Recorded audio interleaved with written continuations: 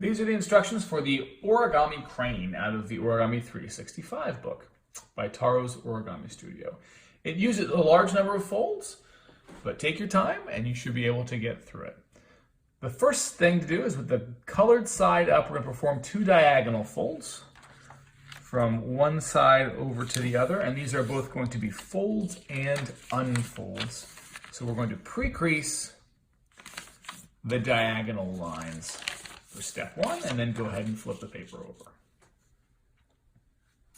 Then with the color side facing down, we're going to perform 2 book folds and unfold them as well. So go ahead and fold one side over to the other, open it up, and if you did the left to the right, now you're going to do the top to the bottom, just like that. For step 3, we're going to collapse those folds we've already made into the square base. All 4 corners of the paper are going to come up and touch each other.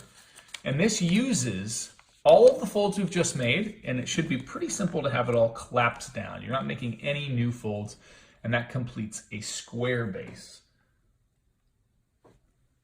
Step 4 is we're going to make kite folds on both sides. So the outside edges of the paper, right along here, are going to go in and swing up to touch the center line of the paper. Do it on the left, do it on the right, and then also flip it over and do it on the back, on the left and on the right.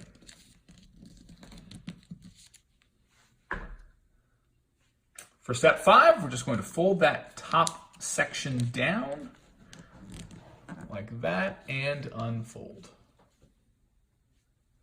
For step 6, we're going to unfold both of the kite folds that we've made, just like that. And we'll start with the side where we folded this flap down.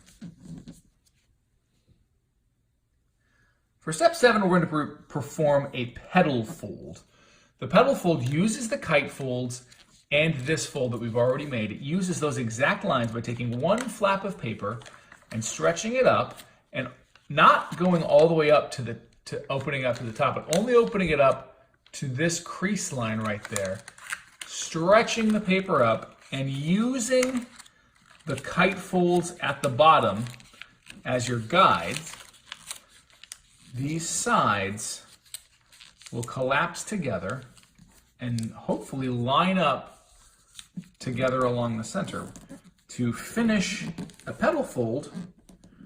And then once you've done it on one side, flip it over and repeat that process by folding that flap down, opening it up, and then doing another petal fold on this side. Once you have petal folds on both sides, you've taken that square base and you've turned it into a completed bird base.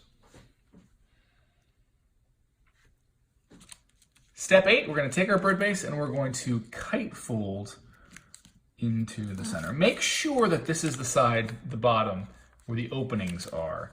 Now you don't have to go all the way to the tip here. It's actually a little easier to perform this kite fold by going close, but by leaving a little bit of space on that side, and we're going to repeat that process on the back. When you do it on the back, you can see you just sort of lining it up to your existing lines. Step 9 for the origami crane is the inside reverse folds.